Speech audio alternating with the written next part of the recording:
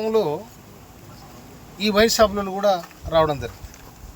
ఇప్పుడు తెలుస్తుంది నాకు, ఎందుకంటే నా పక్కన కూర్చొని నా ఇంట్లో వీడియో తీశారు కాబట్టి. అయితే నేను వాళ్ళతో మాట్లాడే సందర్భంలో మరి ఎవరు తీసిండో నాకు తెలియదు. నేను వాళ్ళు వస్తే నా ఇంట్లో వాళ్ళకు ఛాయ్ ఇచ్చి మంచినీళ్ళు ఇచ్చి మరే చేసి నా దగ్గర కూర్చొని పెట్టుకున్నాను. ఏ ఎమ్మెల్యే కూడా కూర్చొని పెట్టుకోడు. నా దగ్గర కూర్చొని పెట్టుకుంటే నేను ఛాయ్ ఇస్తే నా ఛాయల్ని ఇసం పోసిరు, వాళ్ళని ఛాయ్ ఆగిపోయారు. ఇది తీన్మార్ మాలిగాడు చేసిన లెక్క. ఇది వాని మనసులు ఇవాళ ఒక మందుల సామెలంటోడు నికారసన ఉద్యమకారుణ్ణి ఇవాళ తుంగతుర్తి ప్రజలు నన్ను దీవించి ఈ విధంగా గెలిపించారు.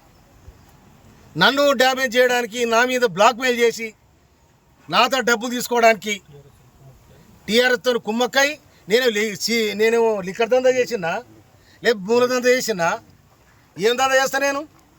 నా దందంతా ప్రజలతోనే, నా జీవితం ప్రజలతోనే బతికినాను నేను. అందుకోసమని నాతో డబ్బులు లేని నాడు జనము మొన్న ఎన్నికల్లో నాకు సందాలు ఇచ్చి గెలిపించుకున్న ప్రజలు. అటువంటి చిల్లర దందాలు నేను చేయను. కానీ చిల్లరేసాలు వేసి ఇవాళ ఎవడైతే నా మీద వీడియో తీసుండో వాడు పోయి ఇవాళ తీర్మానం మళ్ళీ స్టూడియోలో కూర్చున్నాను. మరి అతను చేయించినాడు అనుకోవాలా, ఎవరు చేయించినాడు అనుకోవాలా నేను? అందుకోసం దీన్ని చట్టపరంగా ఇవాళ ఒక దళితుడు, ఒక మాదిగ వ్యక్తి రాష్ట్ర ప్రభుత్వంలో ఉండడం ఇష్టం లేదా? బీసీలు అంటారు, ఎస్సీలు అంటారు, ఎస్టీలు అంటారు, సామాజిక న్యాయం. ఎక్కడ పోయినా సామాజిక న్యాయం ఇదేనా? బ్లాక్మెయిల్ రాజకీయాలా సామాజిక న్యాయం ఇదేనా? ఇది కాదు కదా. సమాజం ఏమనుకోవాలి? దమ్ముంటే తుంగతుర్తి గడ్డ మీదరా, తుంగతుర్తి గడ్డ మీదకి వచ్చి ఇవాళ నేను చేసింది నాకు చెప్పాలి. లేకపోతే దీని చట్టపరంగా నేను తప్పకుండా చర్య తీసుకోవడానికి ప్రభుత్వాన్ని విజ్ఞప్తి చేస్తాను. నా ఇంట్లో తిని నా ఇంట్లో ఈసం పోతే ఇంతకంటే ద్రోహం ఏముంటుంది?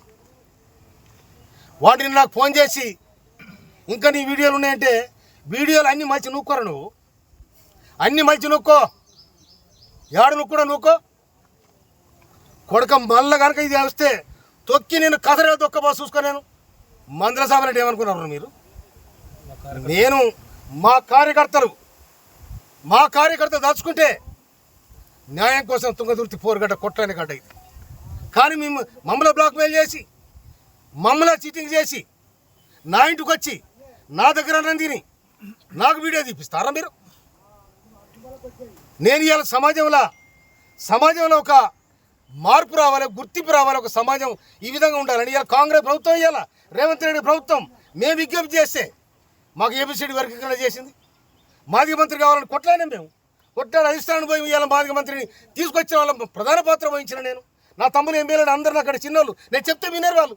అరే తమ్ముడు, మనము చెదిరిపోతే ఆగమైతే ఎవరా వద్దురా, రాష్ట్ర ప్రభుత్వానికి మనం విజ్ఞప్తి చేస్తే మనకు మంత్రి పదవి వస్తుంది, సామాజికంగా మాదిగలకు కూడా అవకాశం ఉంటుందని చెప్పి నా ప్రయత్నం చేసిన.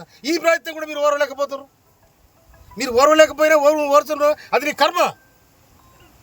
కానీ ఇవాళ సమాజంలో చెప్పే మాటలు ఒకటి, చేసేది ఒకటి, చీటింగ్ దందాలు, మాఫియా గ్యాంగులు ఏమంటారంటారు, నా దగ్గర చూపెడతారా? అందుకోసమనే ఇవాళ నేను నా మీద అయితే ఎవరైతే